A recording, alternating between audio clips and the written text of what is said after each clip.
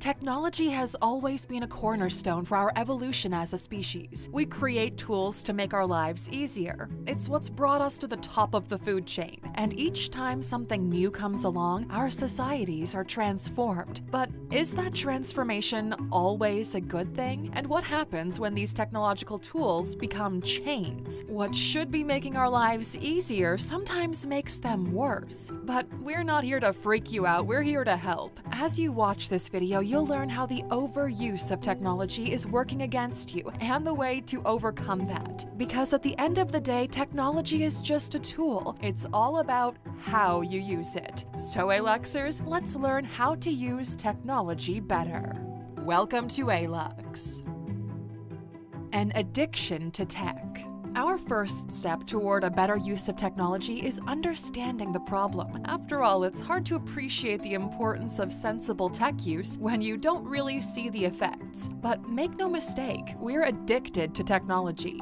And while technology addiction doesn't have a clinical diagnosis, it's already recognized by the American Psychological Association. In other words, it's a real problem, and chances are that you're already feeling the effects. Just take a minute to ask yourself some questions. How much time do you spend on social media platforms? Just a few minutes, or maybe more like a few hours? Do you feel anxious when you get a notification and you don't see it right away? These might seem like small things in isolation, but if you pay attention, you'll start to notice some worrying patterns. Maybe you push back on something you have to do because you're busy online, or perhaps you send a quick message while driving. Just think about that last one for a second. For decades, we've been told about the dangers of texting and driving, and yet we just can't stop. We're talking about a situation with life or death stakes here, and we're struggling with this? Some people literally can't look away even if their life depends on it. Just do an experiment. How long can you go without your phone? Or just without looking at any social media?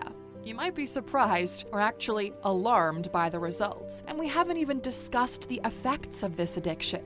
Excessive screen time has been linked to neurological changes. To put it bluntly, your screen is messing with your brain. It affects your gray and white brain matter and your cortical thickness. In plain words, your ability to communicate, process information, and make good decisions. Overuse of technology is literally making us dumber. And it doesn't stop there either. All that blue light in your face, it messes with your internal clock. If you have problems sleeping at night, it could be because your brain still thinks it's daytime. And who can blame it? We're constantly shining a sun in our faces. So are you starting to agree now that this is a problem? Well, we have the solution. Digital minimalism. You see, the trick is not cutting out the use of technology altogether, but being smart about the way you use it. You can't just quit all technology cold turkey. That's probably going to backfire in a big way. And really, you shouldn't have to. There's a lot of great things that come with technology, but we have to remember that technology is a tool, and a tool is only as good as the use we give it. If we misuse it, then it's not really doing anything beneficial for us. There's a great quote from the Canadian philosopher Marshall McLuhan that really nails what we're trying to say here.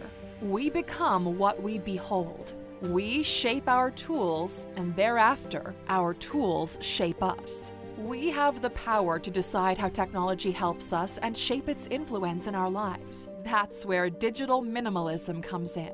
Just like Marie Kondo helped us to strip our lives down to focus on the essentials, so does Cal Newport for our virtual lives. He literally wrote the book on digital minimalism. Newport defines digital minimalism as a philosophy that helps you to question what tools add the most value to your life. It's not about rooting out the tech from your life, it's about focusing on what matters and clearing out all the digital noise. And there's so much digital noise out there. We've spoken before about how digital overstimulation and infinite feeds are stealing our attention. Check out those videos if you'd like to learn some more about it. By clearing out that noise, you can optimize your use of tech. This will significantly improve your life. In his book, Digital Minimalism: Choosing a Focused Life in a Noisy World, Newport shares with us 3 principles about his philosophy. The first one is that digital minimalists know that you can't and shouldn't pay attention to everything. If you're dividing your attention between a million apps, devices, and services, you won't really get any benefit from it. Let's illustrate this point with a mental image.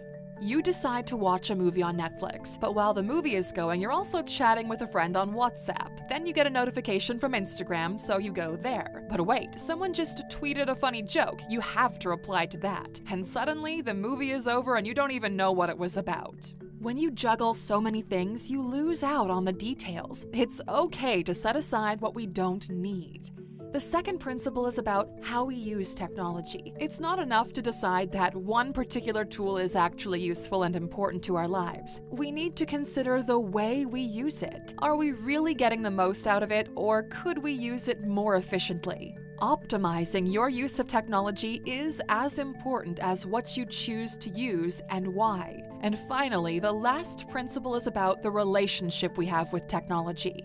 Digital minimalists find satisfaction in their commitment to using technology with purpose. Technology is not there to make us feel better. It's how we use it that matters. We need to find value in what we make of it, the things we create, the uses that we give it. It's easy to reach for your pocket when you're feeling tired or anxious and watch a video. You get a rush that pushes back on those feelings. But it always comes back eventually because you're just using placebos. When you start using technology with a purpose, you'll notice how much better your life can be.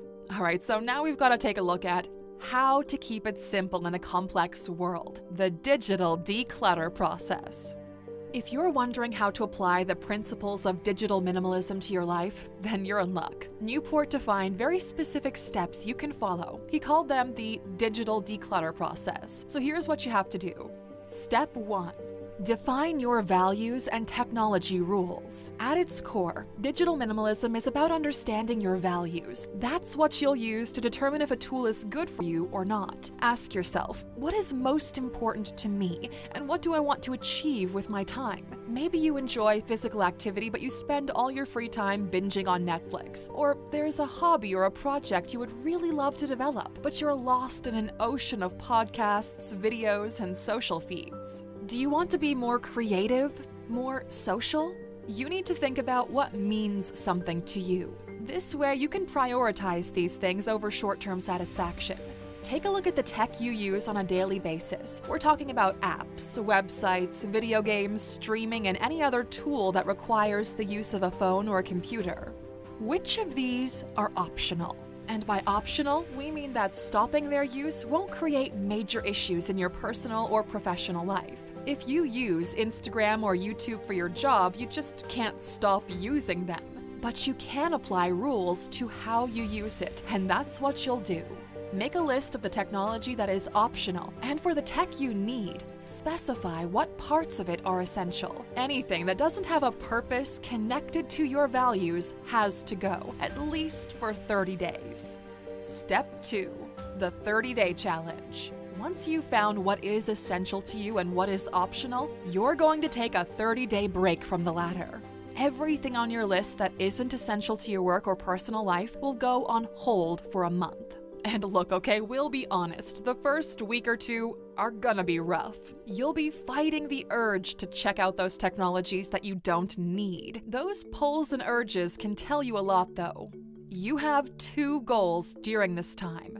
First, you have to pay attention to the moments where that pull is the strongest. When do you feel like reaching for that phone or going online? Knowing that can help you find the root cause of the problem. And secondly, and perhaps most important, is to fill your time with higher quality activities. You can't just leave an empty void there, you'll go mad. You have to explore activities that will fill that time, and really, you should experiment with new activities. The goal is to find the things that bring you true satisfaction. Read books, go for walks, hang out with your friends, or take up that hobby that you've been pushing aside for too long.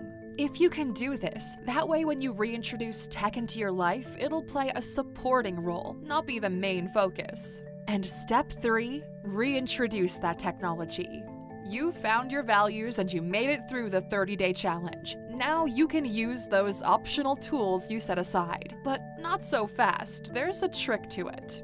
For each app or device you want to use again, first ask yourself, does this technology support something I value?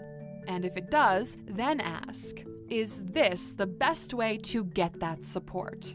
We've driven home the idea that technology is a tool, and as such, it must be used with purpose. Before you start using Instagram or Netflix again, you'll need to think about what they bring to your life.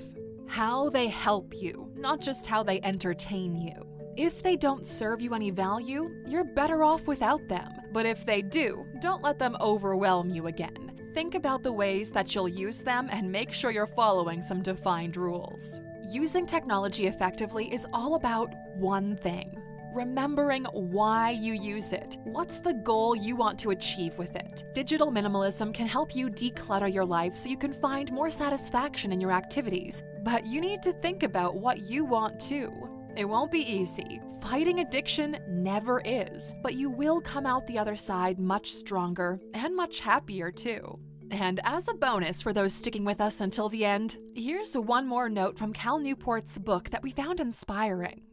First is that you need to spend time with yourself. Newport discusses solitude deprivation as a problem where we're not allowed to be alone with our thoughts anymore. So go out on a walk without your phone or write a letter to yourself. Let your thoughts focus on you without input from others. And another great tip from Newport is applying what he calls the Bennett Principle. You want to prioritize on activities that force you to do an active role instead of just being a passive player. You want to use your skills to produce valuable things and find activities with real-world interactions. Go out there and try new things, Aluxers. You might just find the activity that brings value to you. And on that note, we'll wrap all of this up. But we invite you to try digital minimalism, or at least take a small step toward it. Don't take your phone with you on your lunch break. Set aside one day for going out with friends. Commit to spending one morning per week without technology, and let us know how it goes. Thank you for watching this video, Aluxer. If you found it valuable, consider subscribing to our channel and joining our awesome community. And if you're still hungry for more, we handpicked this video for you to watch next. Or head over to our website for more amazing content. See you tomorrow.